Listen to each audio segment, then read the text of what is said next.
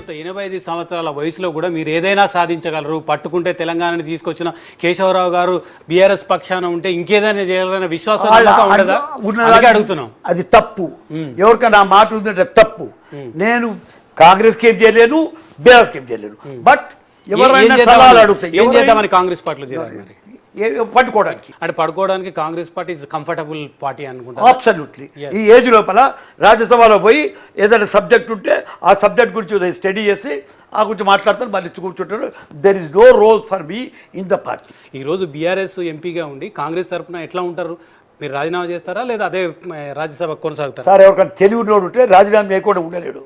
అతని వాళ్ళ లా లోపల if I want to continue in Rajya Sabha I have to resign. Simple. దాంట్లో పెద్ద మాట ఏమన్నది?